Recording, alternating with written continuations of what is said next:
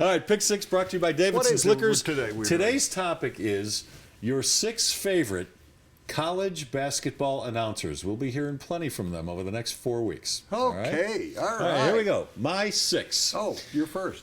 With apologies, by the way, to the professionalism of Doris Burke, who I think is very good, and to a person I'm very friendly with, Vern Lundquist. They're not on my list, but if we went to 8, they would be. My number 6. This is in honor of the guy who's going to be. Why didn't you do 8 then? He's going to be on the show with us tomorrow. Pick 8. Dick Vitale joining us tomorrow. I love his passion. Say what you will, the cliches, it might be a little stale. You might be tired of the PTP stuff, but he's so passionate. Yeah. Dick has such unbelievable energy. He's I love watching him on games. Of college basketball. Yeah. I love his sister.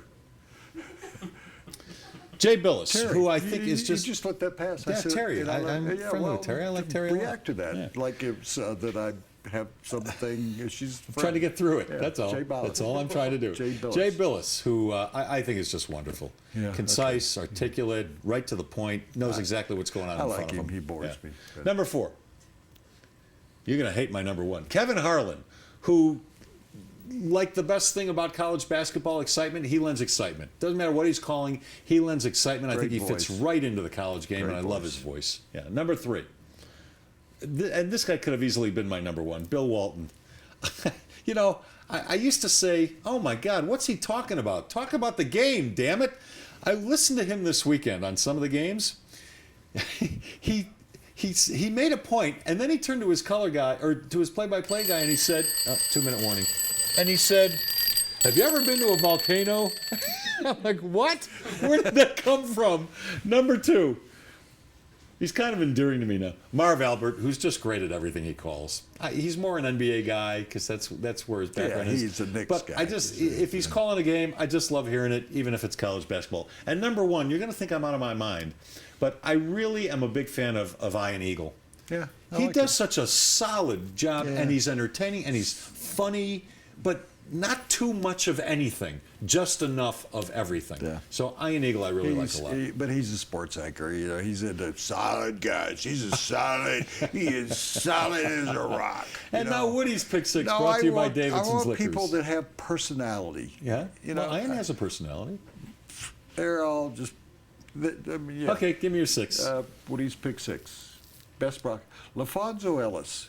LaFonso Ellis is doing the NCAA tournament. We talked about him the other day, that he was one of the best players the Nuggets have ever had, one of the nicest guys in the whole world. He's really good. So I talked to him this morning. I believe he'll be on the show on Thursday. And I think the way I interpreted the question, my favorite. They don't have to be the greatest of all time. Sure. My favorite. Number 5. So if you get a chance, Vern Lundquist is my friend. He's your friend.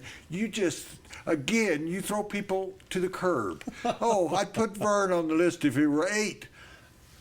Put him on the list. He's 6. You put Marv Albert on. He dresses up in women's underwear, and you put him on there. I put Kevin Harlan on. He was nice to me once, and I like him. I like his voice. I put him on there. He does a good job. Number 3, Dick Vitale. Dick, always been nice to me. One of the nicest guys in the world. Number 2, Jim Nantz, good friend. Talk about solid job. Solid as a. I have to pause because we're going to go over a little bit.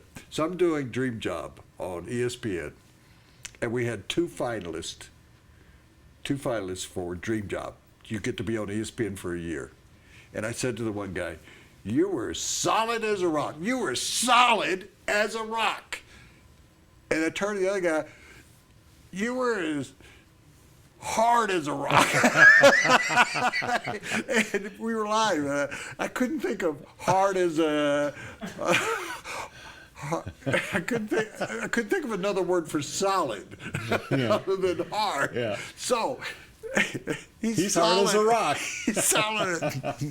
He's solid as a rock. Number 1, he's hard as a rock. Bill Walton, just because he's amazing. And I said the other day, forgive me. I said the other day that was the greatest performance I've ever seen by a player in a game. final game. Yeah, in the final game. But Bill Walton says he'll go, I don't understand the marijuana laws in this state.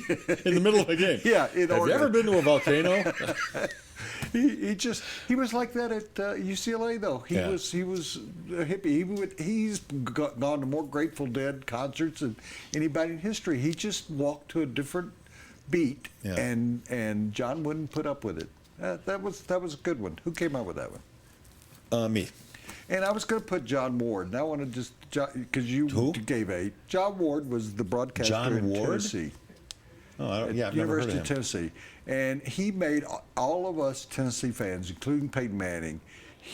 Everybody has this, so I'm speaking for you, guy. When you grew up, everybody in your life had this guy. That's why I The local come down guy. hard on Yeah. the local guys here, because John Ward would start every football and basketball broadcast with this line: "It's basketball time in Tennessee." Now that doesn't make you shake, but that would get your attention. Yeah.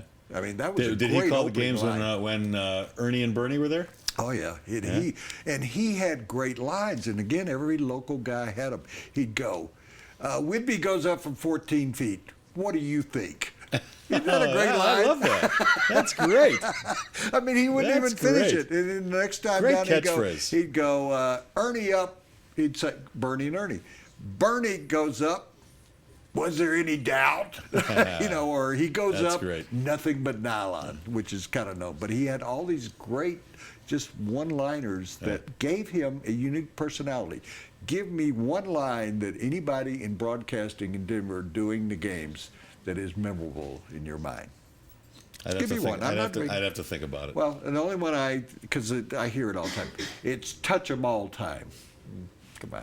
That's the best you can come up with? At least they used to have a guy, that ball's gone and it's never coming back.